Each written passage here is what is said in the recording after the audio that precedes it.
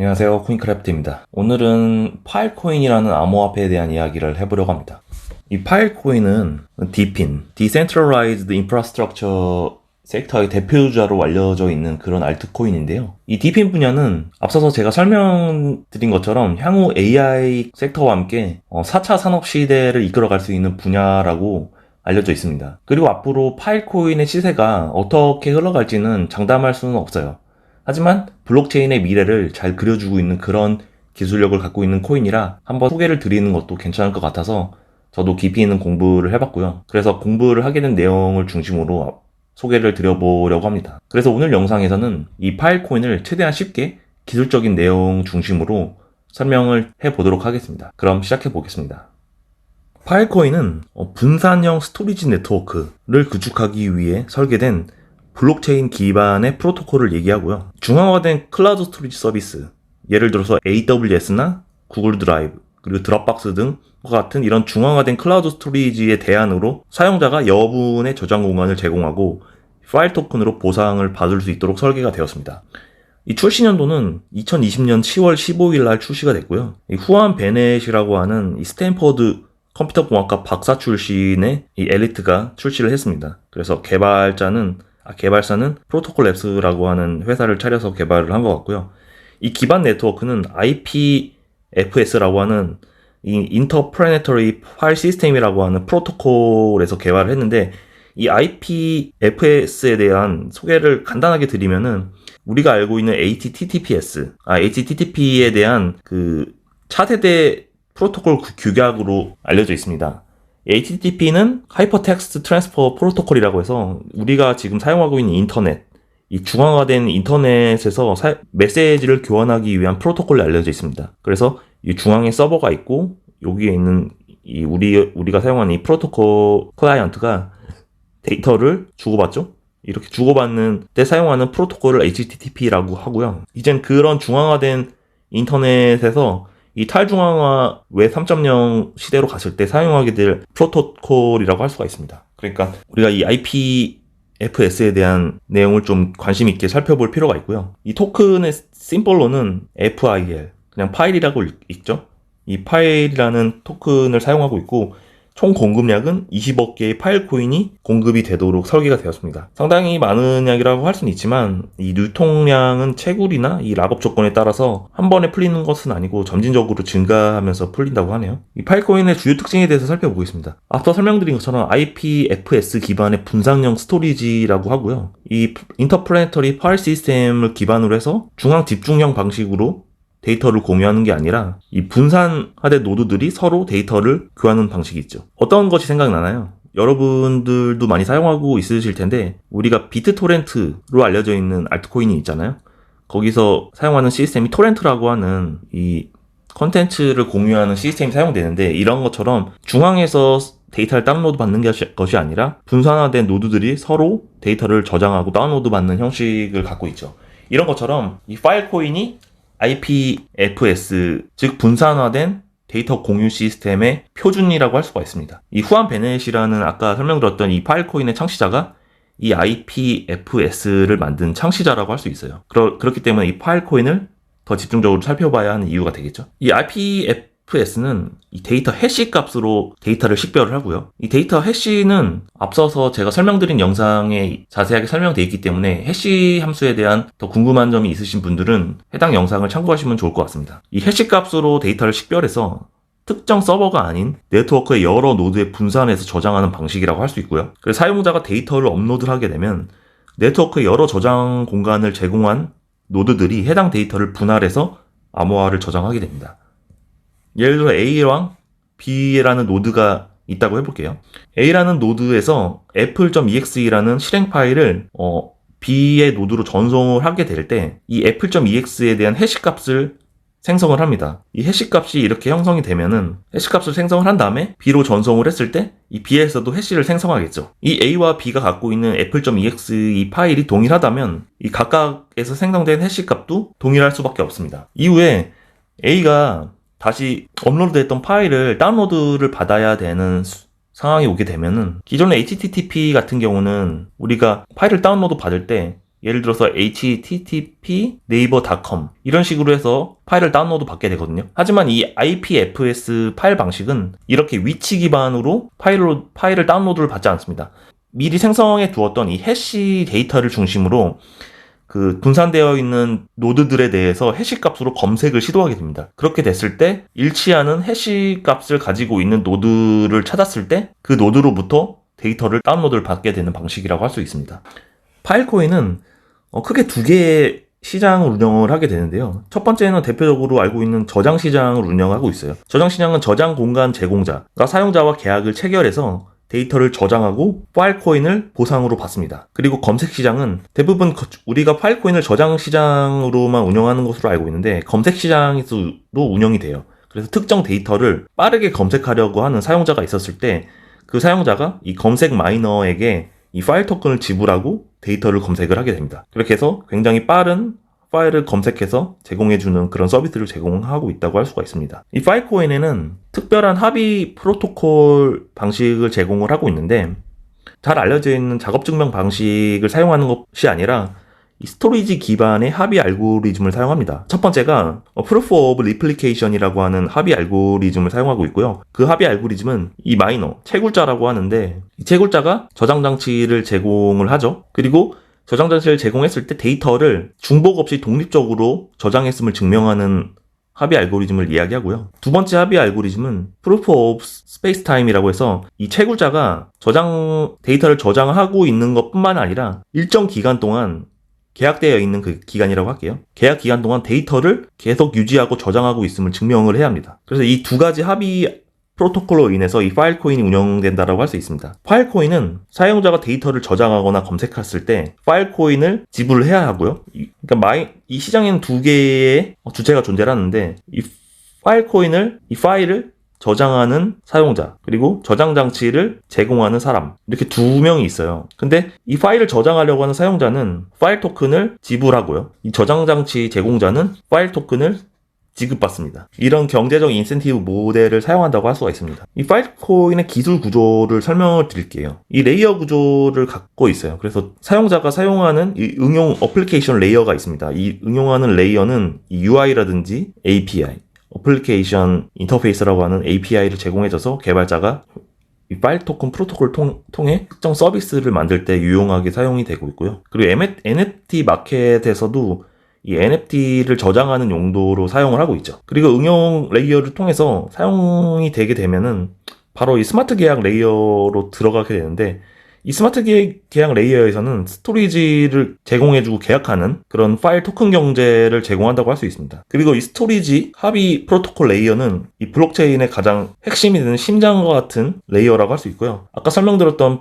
Proof of Replication이나 Proof of Spacetime 같은 이 프로토콜을 통해서 마이너가 저장 장치를 제대로 제공해주고 있는지를 검증하는 레이어라고 할 수 있어요. 그리고 네트워크 레이어로 들어가게 됩니다. 이 네트워크 레이어에서는 실제로 이 P2P로 데이터를 검색을 하고 아까 설명드렸던 인터플래너터리 파일 시스템과 연동하는 레이어라고 할 수 있습니다. 그래서 실제 데이터가 전송되는 기술적인 레이어라고 할 수 있고요. 그 다음으로 마지막으로 물리적인 저장 장치가 있죠. 실제 우리가 제공을 하고 사용하는 실제 하드디스크, 그래서 이 마이너, 채굴자의 인프라 영역이라고 할 수 있습니다. 이렇게 총 5가지 기술적인 레이어를 가지고 이 파일 토큰 서비스가 운영이 된다고 할 수 있습니다. 우리가 여기서 한 가지 의문이 생길 수가 있는데 이 파일 토큰을 사용하게 되면은 이 데이터가 저장이 되고 있고 그리고 사용자는 데이터를 사용을 해야 되잖아요. 그럼 이 파일 코인이 어떻게 안정적으로 운영이 될 수 있을지 그리고 가용성을 어떻게 제공해 줄 수 있을지 이 부분을 설명을 드리겠습니다. 이런 생각을 할 수 있잖아요. 악의적인 사용자가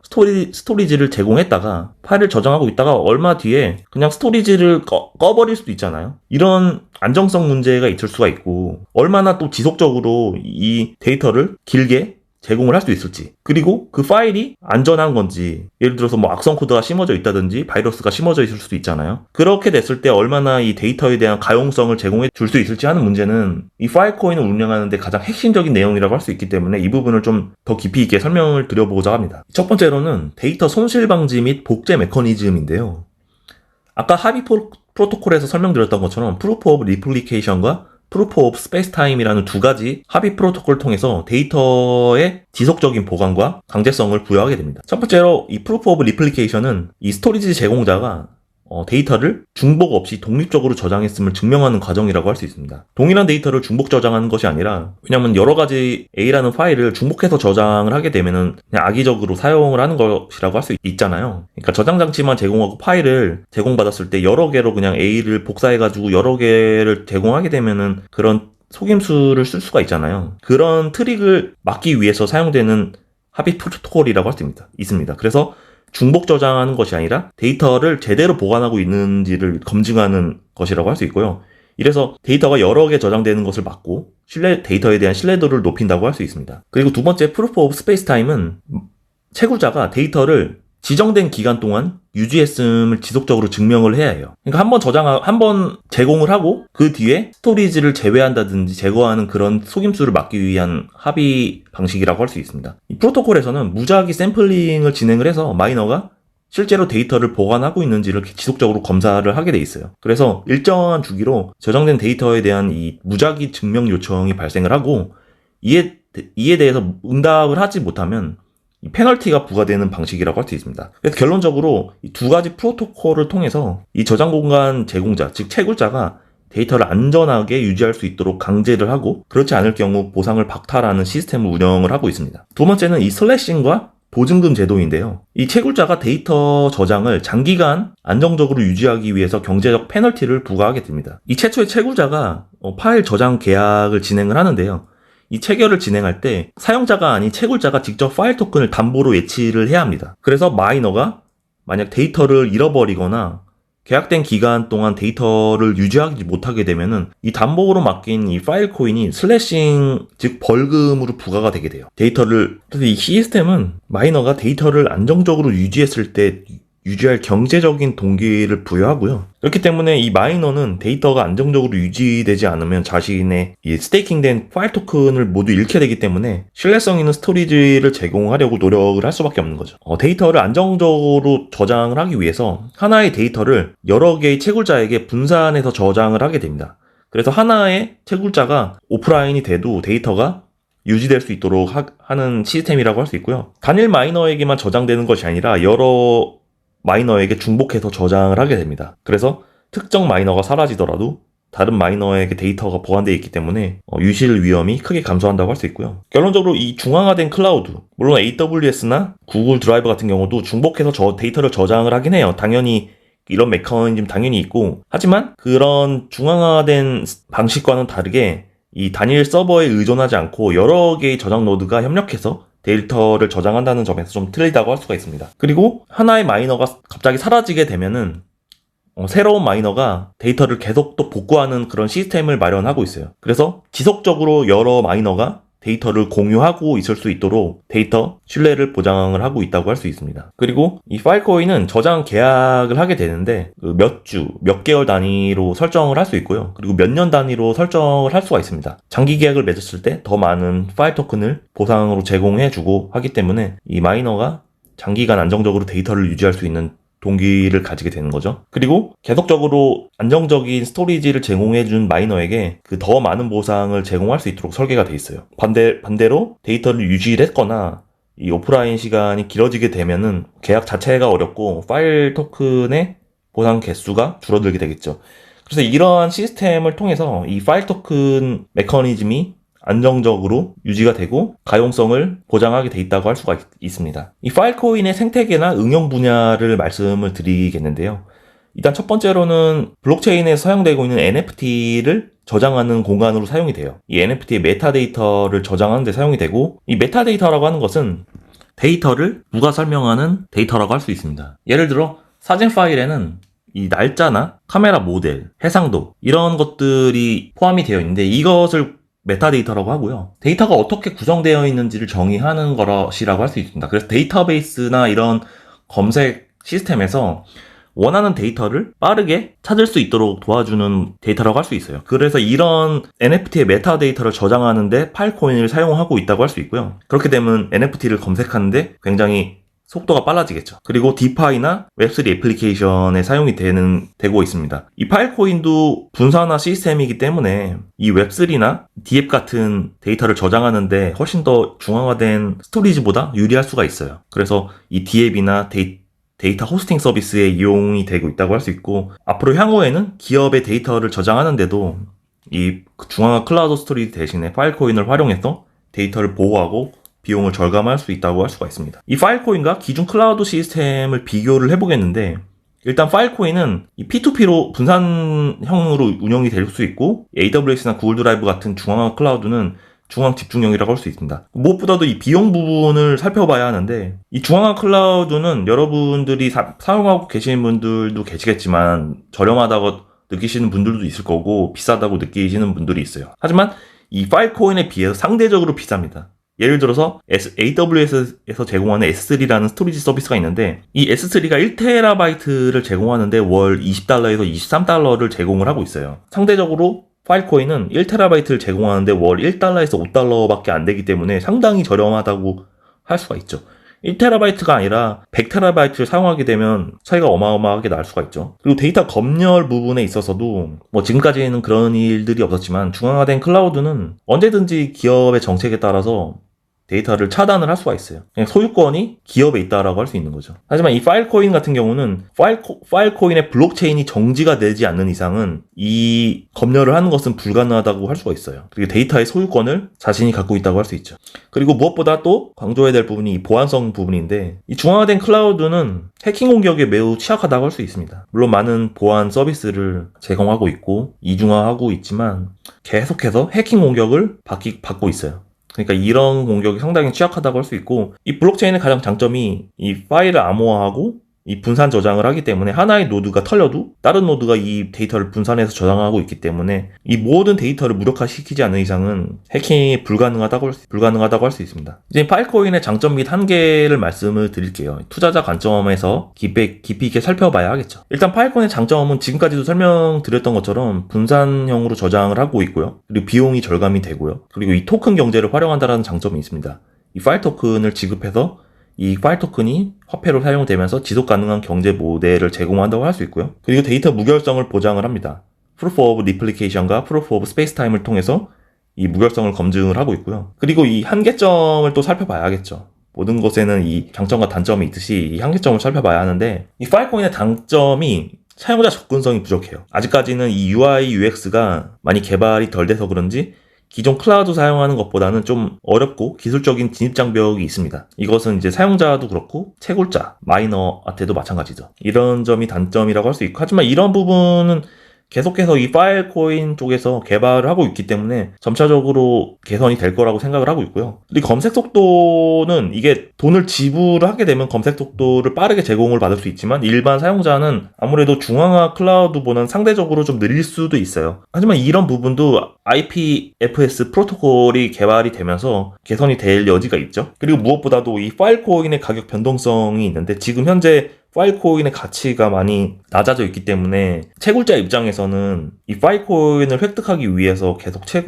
자신의 스토리지와 전기세를 제공을 하면서 계속 유지하고 있을 만한 그런 동기가 없어진 것도 사실인데, 언제든지 이 파일 토큰은 가격이 상승을 하게 되면은 언제나 시장에 관심을 받을 여력이 있는 코인이기 때문에 이런 부분도 크게 지금 당장은 문제가 되겠지만 향후에 문제가 되지 않을 거라고 생각을 하고 있습니다. 이 파일코인은 앞으로 웹3나 탈중앙화 스토리지 분야에서 중요한 역할을 하게 될 가능성이 높다고 할 수 있고요. 이 웹3가 계속적으로 성장을 하면서 이 파일코인의 수요가 증가할 가능성이 있고, 무엇보다 또 분산형 스토리지 서비스가 NFT나 이런 블록체인 서비스에 최적화되어 있다고 할 수 있어요. 때문에 향후 블록체인 생태계가 발전하면 할수록 이 파일코인의 가치는 올라가게 될 것이다라는 얘기를 하는 거고, 무엇보다 비용이 상당히 절감이 되기 때문에 긍정적인 요소가 있고요. 리스크 요인으로는 무엇보다도 이 어마어마한 서비스들과 경쟁을 해야 합니다. 이 빅테크 기업이 제공하는 이 스토리지 서비스와 경쟁을 해야 되기 때문에 이런 부분이 상당히 리스크라고 할 수가 있고요. 이 아까 말씀드렸던 파일 토큰의 이 변동성, 그리고 앞으로 친화적인 UI나 UX가 개선을 해야 된다는 점이 이 리스크 요인으로 있기 때문에 이런 긍정적인 요소와 리스크를 상대적으로 다 살펴보면서 이 투자를 해야 할 것입니다. 그래서 이 파일코인은 앞으로 저는 이 중앙화된 클라우드 서비스가 이 분산형 서비스로 대체할 때 가장 중심에 있을 거라고 생각을 하고 있고요. IPF 시스템으로 결국 움직이고 있기 때문에 이 비용 절감이 된다든지 보안 강화된다든지 검열 저항성을 제공하는 그런 장점이 있고, 향후에 웹3가 발전하면 할수록 더욱 주목을 받게 될 거라고 생각하고 있습니다. 하지만 이런 문제, 해결해야 될 문제도 상당히 많이 있고요. 그래서 지금 당장 많은 분을 진입한다기보다도 소액 정도로 시작을 해서 또 갑자기 오르게 되면 또 포모가 올 수 있기 때문에 소액 정도 진입을 해서 지켜보는 것도 괜찮은 방법이라고 생각을 하고요. 저도 이 영상을 찍기 전에 이 차트를 계속 지켜봤는데 파일코인 보유자 입장에서는 상당히 많은 시간 동안 고생을 하셨을 것 같다는 생각이 들더라고요. 하지만 그것이 어떻게 보면은 진입을 할 수 있는 상당히 좋은 요소가 되지 않을까. 기술적으로 봤을 때는 충분히 올라갈 수 있는 여력이 있는 펀더멘털이 있는 코인이라고 생각이 돼서 이렇게 영상을 찍어봤고요. 제가 오늘 말씀드렸던 것을 제외하고도 더 깊이 있게 공부하고 싶은 분들이 있으시다면 시중에 많은 자료들이 있기 때문에 찾아보셔도 좋을 것 같습니다. 그래서 오늘 영상은 여기서 마무리하도록 하겠고요. 도움이 되셨다면 좋아요, 구독 부탁드리겠습니다. 다음에 좋은 영상으로 찾아뵙도록 하겠습니다. 감사합니다.